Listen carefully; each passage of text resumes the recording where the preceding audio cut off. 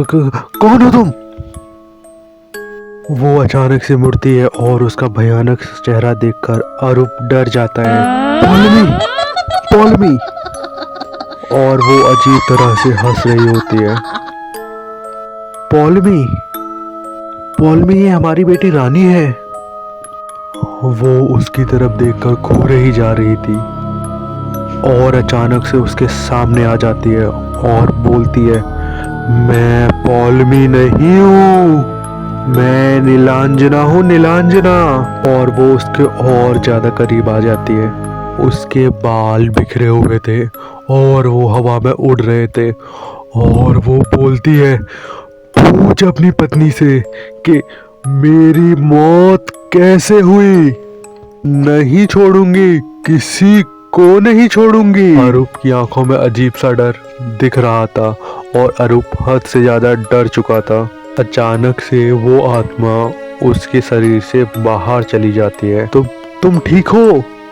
तभी पॉलमी अरूप से पूछती है, क्या मैंने मेरे बच्चों को मारा है? अरूप उसकी तरफ देखते हुए बोलता है, पॉलमी, तुम शायद ठीक कह रही थी, हमारे घर पर किसी का काला साया है। तभी पॉलमी बोलती है, शायद वो नीलांजना है। अरूप पूछता है, क्या क्या? नीलांजना का क्या? क्या किया है तुमने उसके साथ? नीलांजना? बताओ पॉलमी, बताओ, क्या किया है तुमने? तुम्हें शर्म आनी चाहिए। वो हमारी नौकरानी, वो तो मर गई है। अरूप बोलता है, हाँ वो मर गई है, लेकिन वो बदला लेने वापस आई है। ये 3 साल पहले की बात है अरूप, जब तुम ऑफिस के काम के लिए बाहर गए थे। जब तक तुम नहीं आते तब तक के लिए मैंने काम के लिए नीलांजना को अपने घर पर बुलाया था। वो मेरा सब कहा मानती थी, लेकिन उसकी एक आदत मुझे बिल्कुल अच्छी नहीं लगी थी अरूप। वो घंटों तक सिर्फ तुम्हारी तस्वीर देखती रहती थी और तुम्हें घूरती रहती थी। पता नहीं अरूप उसके मन में क्या चल रहा था। वो और मुझसे भी हमेशा तुम्हारे बारे में ही बात किया करती थी। मुझे शुरू में थोड़ा अजीब लगा था, लेकिन बाद में मुझे उस पर गुस्सा आने लगा था। और हद तो तब हो गई अरूप, जब मैंने उसके कमरे में तुम्हारा फोटो देखा और वो तुम्हारे नाम का सिंदूर लगा रही थी और चूड़ियाँ पहन रही थी और उसने एक साका पोला भी पहना हुआ था, जो कि एक सुहागन की निशानी है अरूप। ये सब मेरे बर्दाश्त से बाहर हो गया था और मैंने उसे बहुत पीटा और एक कमरे में बंद कर दिया। कई दिनों तक मैंने उसे खाना नहीं दिया ताकि वो सबक सीख जाए अरूप। फिर भी वो बाज नहीं आई तो क्या पॉलमी? तो मैं उसे धोखे से तालाब के पास लेकर गई और उसे धक्का मार दिया। उसे तैरना नहीं आता था। वो पानी में डूबकर मर गई। जब पुलिस को उसकी लाश मिली तो पुलिस ने मुझे बताया नीलांजना मां बनने वाली थी। पॉलमी, तुमने एक मासूम को तो मार ही डाला और तुमने उसके बच्चे को भी मार डाला। इसमें सब मेरी ही गलती है।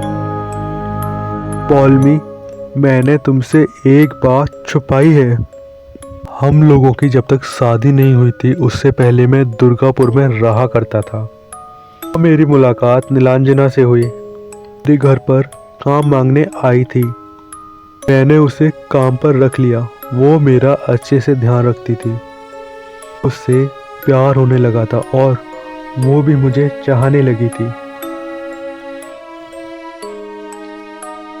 लेकिन एक दिन मेरी माँ का फोन आता है और वो मुझे बताती है कि हमने तुम्हारी शादी तय कर दी है। मैंने माँ को बहुत ज़्यादा समझाया, लेकिन माँ ने नीलांजना के लिए ना कह दी। ना जाने उसने ये बात कैसे सुन ली और वो घर छोड़कर चली गई।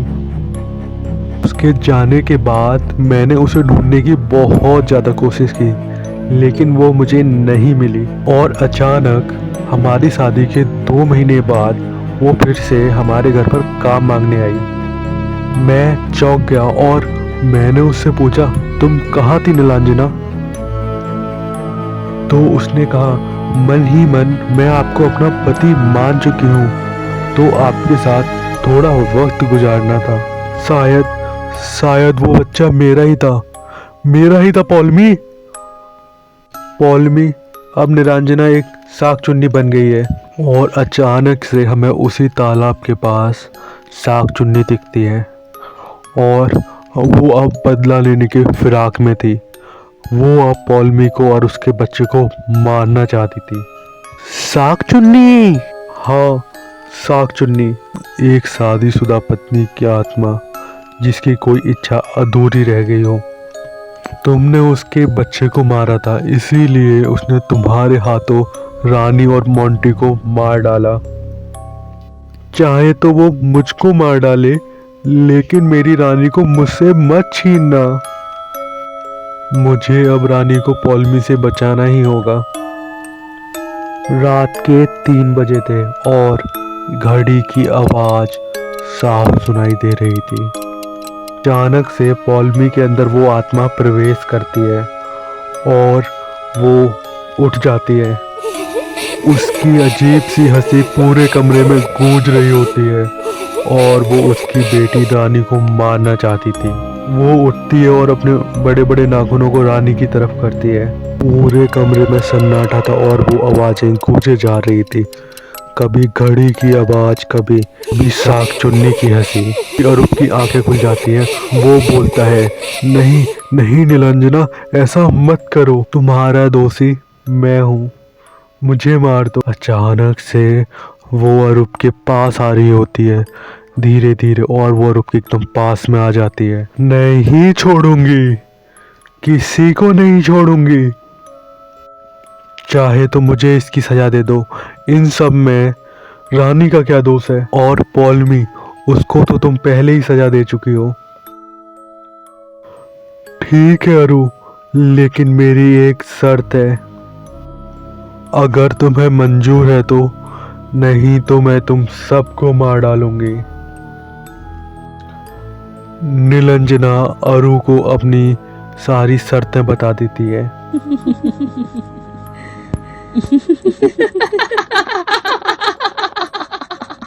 और अरूप भी उसकी शर्त मान लेता है। क्या थी वो नीलांजना की शर्त? तो नीलांजना की शर्त ये थी कि वो अब पौलमी के शरीर में हमेशा के लिए रहेगी, जिसे उसे पति और औलाद दोनों का प्यार मिल सके। हेलो दोस्तों, I am your host Bakshi एंड आप लोगों का बहुत बहुत स्वागत है पॉडकास्ट एंड पक के चैनल पर। ये तो हमारा 38वां दिन 75 डेज चैलेंज का। और हाँ, अब मेरी सारी वीडियो एनिमेटेड होने वाली हैं, तो चैनल को लाइक शेयर एंड सब्सक्राइब करना ना भूलना। और कल मिलते हैं एक नई कहानी के साथ।